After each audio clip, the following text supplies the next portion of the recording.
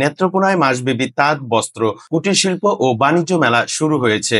আজ বুধবার দুপুরে নেত্রকোনা জেলা শহরের জয়নগর এলাকার দত্ত উচ্চ বিদ্যালয় মাঠে এই মেলার উদ্বোধন করেন জেলা প্রেস ক্লাবের সাধারণ সম্পাদক কিবরিয়া চৌধুরী হেলিম। মেলাটি আয়োজন করেছে নেত্রকোনা কেন্দ্রীয় সমবায় ব্যাংক।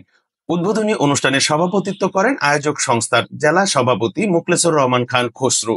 এ সময় বক্তব্য রাখেন জেলা বিএনপির যুগ্ম আহ্বায়ক এস.এম. মনিরুজ্জামান দুদু, জাতীয় নাগরিক পার্টির কেন্দ্রীয় সংগঠক প্রীতম সোহাগ, কেন্দ্রীয় সদস্য ফাহিম রহমান খান পাঠান সহ অন্যরা। মেলা চলাকালীন সময় প্রতিদিন মেলা মঞ্চে আলোচনা সভা, সাংস্কৃতিক পরিবেশনা ও শিশুদের জন্য বিভিন্ন রাইডের ব্যবস্থা থাকবে।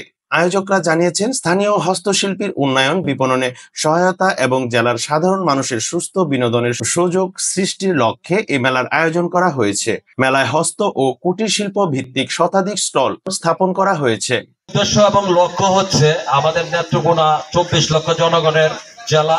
এই নেত্রকোনা জেলা শহরে কোনো বিনোদনের জন্য কোনো কিছুই নেই, একটি শিশু পার্ক বলতেও নেই।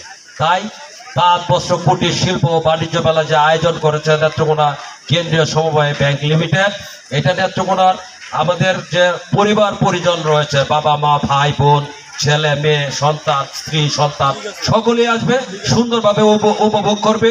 এবং নেত্রকোনা জেলা প্রশাসন, মাননীয় জেলা প্রশাসক জনাব বনানী বিশ্বাস এবং মাননীয় জেলা পুলিশ সুপার মির্জা সাহেব মাহমুদ, এই পিপিএফ মহোদয়দের এবং আমাদের রাজনৈতিক সুশীল সমাজ, বুদ্ধিজীবী, সাংবাদিক সকলের সমন্বয়ে এই মেলাটি নেত্রকোনা জেলাবাসীকে উপভোগ করার জন্য, বিনোদন করার জন্য, সুস্থ বিনোদন।